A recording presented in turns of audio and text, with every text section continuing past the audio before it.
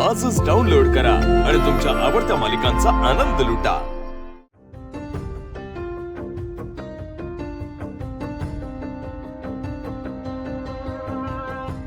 शाबास चंदन, छान काम केलंस हा।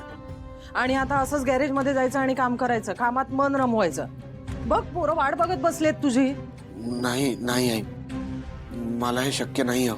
अरे का नाही जमणार? समद जमतंय, अशक्य कुठलीच गोष्ट नाही। हा अरे जरा गॅरेजवर गेलास तर मन रमल तुझं, त्याच्यातनं बाहेर पडशील। हा काय झालं? स्टेपनी, तुम्हाला काय आता वेगळं सांगायला पाहिजे? काय झालंय ते माहिती आहे ना? हा काल कळालं आम्हाला। मग अरे त्या प्रकारामुळं तू खचून गेलाय, त्याला त्याच्यातनं बाहेर काढायला पाहिजे। त्याला बाहेर पडायचंय पण त्याला मार्ग दिसत नाही, आणि तो तुम्ही दाखवायचाय। त्याला गॅरेजवर घेऊन जा, तिथं त्याचं मन रमवा। ठीक आहे आजी।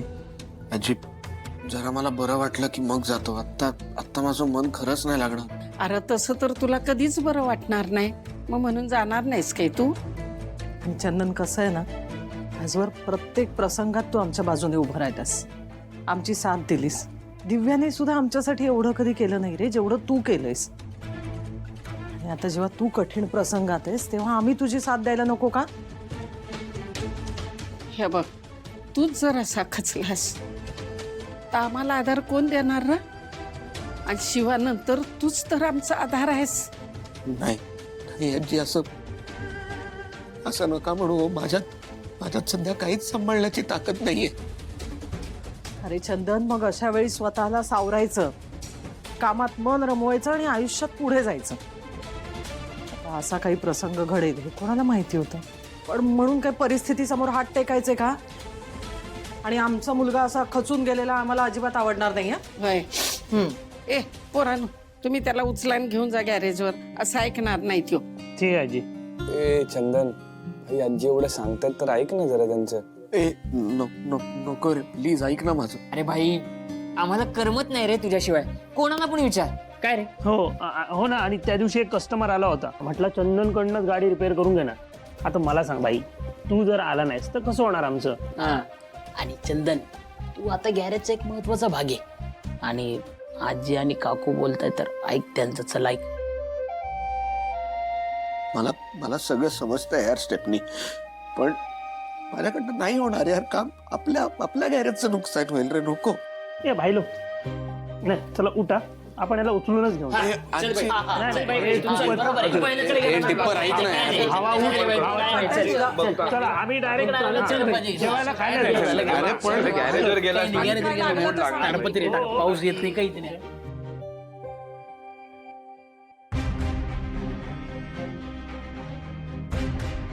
लोकेशन तर हेच दाखवते।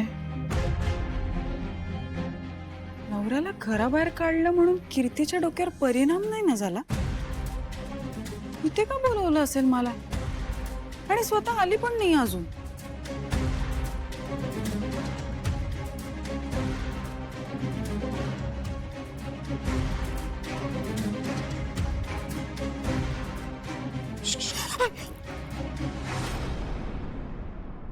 ई शी, तू वाटली ना किळस?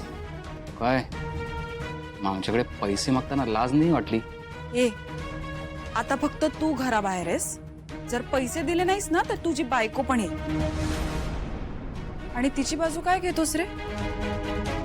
मी बघितलं, तिनेच हाकललं ना तुला घराबाहेर। लाज नाही वाटली तुला? ए, आमचं मी बघून घेऊ काय करायचं ते। हा, आणि एक लक्षात ठेव, मला तर आता घराबाहेर काढलंय, मी काही करू शकतो। आशूला जेलमध्ये टाकणार होतो, तुझं काय करेन ना विचार कर। ए, धमकी नको देऊस मला। टाकणार होतास ना, टाकलं नाहीस ना जेलमध्ये।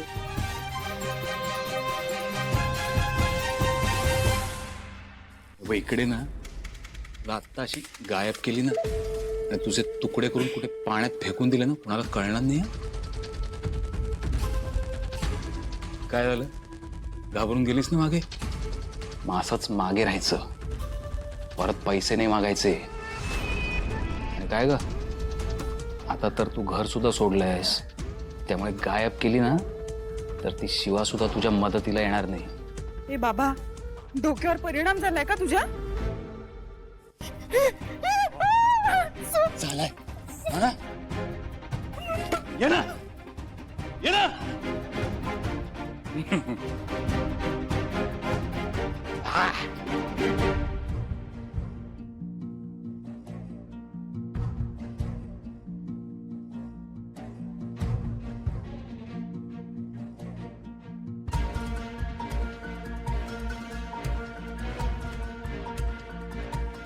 चंदन भाई असं शांत राहू नको रे, बोल आमच्याशी. चंदन भाई, मनात काही ठेवू नको हं? आणि असं एकटा एकटा राहू नको. आमच्याशी बोलू शकतोस भाई, आम्ही मित्रच आहोत तुझे. हं? हा चंदन भावा, अरे आम्हाला माहिती की तुझी चूक नाही काय. मला माहित नाही माझी चूक आहे की नाही, पण मी हतबल झालोय रे. सगळं निसटून गेलं यार माझ्या हातातून. दिव्या मला सोडून गेली आणि मी काहीच नाही करू शकलो यार. हे चंदन, तू येडा आहे का रे? तुला कळतं का काय झालंय? तिने एवढं येडं बनवलं तुला आणि तू तू अजूनही रडत बसलायस. बॅटरी घबरे जरा. अरे घबरे काय? तू तुम्ही काय दोघं पण शांत बसा रे. ए, चंदन भाई, तू बसायचं इकडेच, कुठे जायचं नाही आता. सोड यार डिप्पर मला. जाऊ दे ना यार मला दिव्याकडे. तिच्याकडे जातो, तिला मनवतो, तिचे हातपाय धरतो, तिला म्हणतो की बाबा तू प्लीज एकदा इकडे ये, तुला हवी तशी वाग, काय करायचं ते कर, मी काही बोलणार नाही, फक्त माझ्या बरोबर राहा. चंदन, तुला जायचंय ना, जा, आत्ताच जा. फक्त आमच्या एका प्रश्नाचं उत्तर दे. काय? मला सांग, तिने एवढं काय केलंय रे तुझ्यासाठी? हा, तिने मला माफ केलं, अजून काय पाहिजे? आणि हा का विचारतोय मला? अरे पण चंदन, तू पण तिची भरपाई केलीस ना. तिला हवा तसं वागला, तिला जे जे पाहिजे ते ते दिलंस, पण ती सुधारली का? हा, सुधारली का? नाही ना. असं काही नाहीये. तिला माझ्या गावी घेऊन गेलो होतो तेव्हा घरातले सगळे कामं तिने केले, कष्ट केले, माझ्या खोट्या आजोबांना सांभाळलं. मग अरे हो चंदन, पण ते केव्हा? जेव्हा तिला वाटत होतं तू श्रीमंत आहे तेव्हा ना? हा, जेव्हा तिला कळलं ना की तू श्रीमंत नाहीयेस, गरीब आहेस, तेव्हा तिने काय केलं? पळून गेली होती, हे विसरलास? आणि जेव्हा मी इकडे आलो होतो, तिला शिक्षा दिली, तिला सगळी घरातली कामं करायला लावली, ती सुद्धा तिने निमूटपणे केली. हे तू विसरलास का? ए बाबा, तू क्रॅक आहे का रे जरा? सायलेन्सर. अरे पण तिने आशूला खोटं सांगून काय केलं हे विसरलास का? काय काय काय ते ते ते काय ते आठव ना, काय आठवते तुला? अरे ते बाई, यार- ती तिच्या स्वार्थासाठी वागले सगळं. हा. आता जे काय होते ना ते तुझ्या चांगल्यासाठीच होते, त्यामुळे आम्ही तुला इथून कुठे जाऊ देणार नाहीये. आणि हे बघ, बाप्पा आहे आपला, तो बघतोय सगळं. हा, नाही नाही, बस करा यार. एक मिनिट, हे बघा, तुम्ही ना मला अशी अडवून धरू शकत नाही. मी जाणार म्हणजे जाणार. हे आमचं सोड, तुला घ्यायची ना गॅरेजची जबाबदारी, ते रिकामा सोडून चालेल? एक मिनिट, असं कसं रिकामं होईल? आता होईल ना. म्हणजे अरे थांबा यार, का? अरे यार, दिप्पर तू